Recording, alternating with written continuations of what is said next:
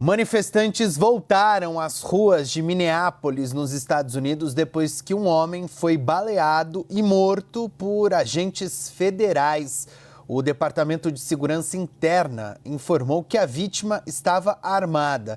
Mariana Jangiacomo, direto de Washington, tem os detalhes.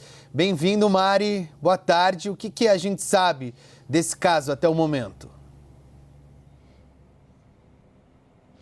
Oi, Pedro, obrigada, boa tarde a todos. Pedro, os protestos continuam em Minneapolis, inclusive protestos com confrontos entre manifestantes e a polícia. Os agentes de imigração, principalmente, são 3.000 agentes de imigração agora em Minneapolis, enviados por Donald Trump. E agora, então, mais uma morte de um homem de 37 anos de idade. O Departamento de Segurança Interna afirma que esse homem se aproximou dos agentes de imigração enquanto eles faziam uma operação e teria tentado, então, atirar, estava armado, teria tentado atirar contra os agentes que o desarmaram e atiraram contra ele em legítima defesa. É isso que diz o governo federal, o Departamento de Segurança Interna. Então, o agente da imigração matou esse homem de 37 anos de idade, um americano que morava em Minneapolis. Agora, a polícia local afirma que esse homem tinha, sim, a permissão, a licença para carregar uma arma que é exigida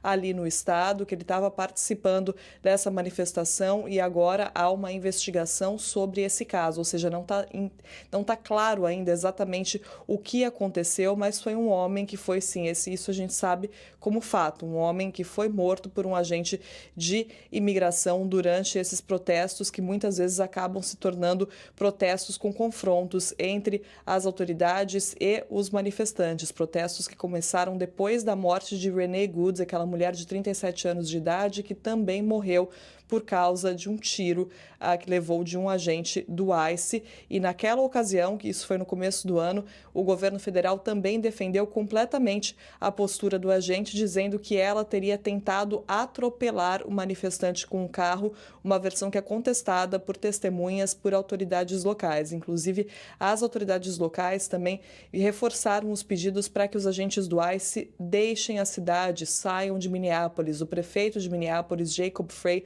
mais uma vez fez um pedido público ao presidente americano Donald Trump para que ele retire os agentes de imigração de Minneapolis. Trump aumentou o número de agentes, como eu disse, já são 3.000 lá desde que os protestos começaram e muitas operações estão acontecendo, muitas abordagens em meio a esses protestos, Pedro.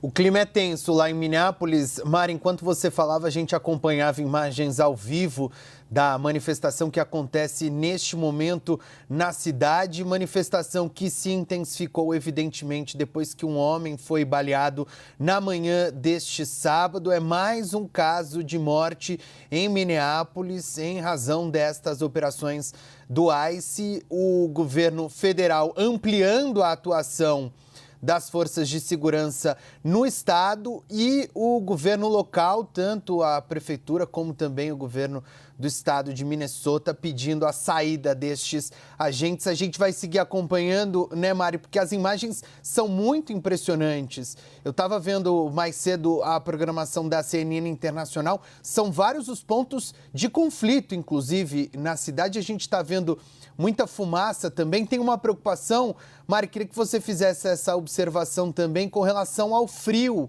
na cidade. Tem muito manifestante enfrentando o frio extremo para propagar as suas mensagens e manifestar a sua indignação com o que está acontecendo em Minneapolis. A gente está com imagens ao vivo, viu, Mari, da manifestação que está acontecendo neste momento lá na cidade.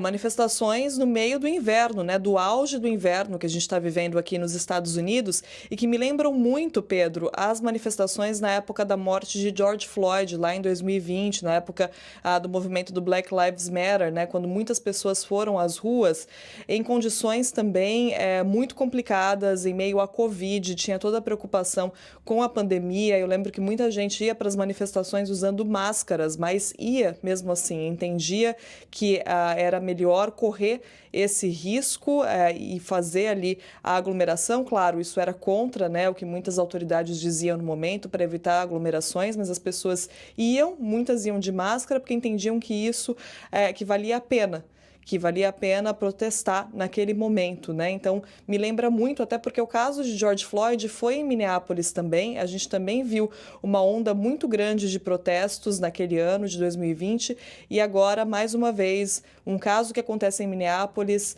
causando vários protestos na cidade, Pedro.